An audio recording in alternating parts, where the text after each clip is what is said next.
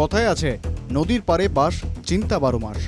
প্রতি বছর এই চিন্তা যেন গ্রাস করে নবদ্বীপের গঙ্গা তীরবর্তী এলাকার বাসিন্দাদের।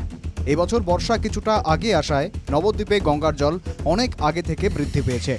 সকাল সন্ধ্যায় গঙ্গার ঘাট এলাকায় জলস্তর দেখতে ভিড় জমছে। শ্রীবাস অঙ্গন ঘাটের সিঁড়ি ছাপিয়ে রাস্তায় উঠে এসেছে জল। জল আর একটু বাড়লেই প্লাবিত হওয়ার আশঙ্কায় এলাকার বাসিন্দারা। গঙ্গার জল কতটা বৃদ্ধি পেয়েছে কদিনে? অনেক, প্রায় 3-4 হাত, তারও বেশি। কতটা আতঙ্কে রয়েছেন? খুব আতঙ্কে রয়েছে, ভয় লাগছে রাত্রি করে, যদি বেশি বাড়ে কোথায় যাব। গঙ্গার পাড়েই আপনাদের বাড়ি? হ্যাঁ, আমাদের গঙ্গার ধারেই বাড়ি। কতটা আতঙ্ক?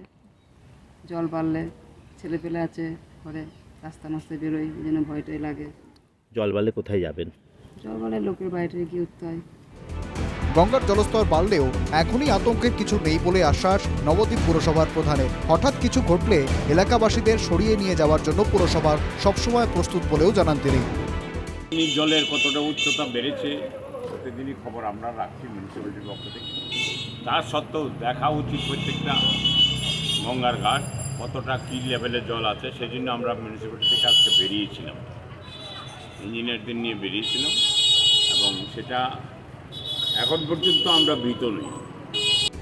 হঠাৎ জলস্তর বেড়ে এলাকায় আরও জল বাড়লে ঘর ছাড়ার আতঙ্কে নবদ্বীপের গঙ্গা তীরবর্তী এলাকার বাসিন্দারা।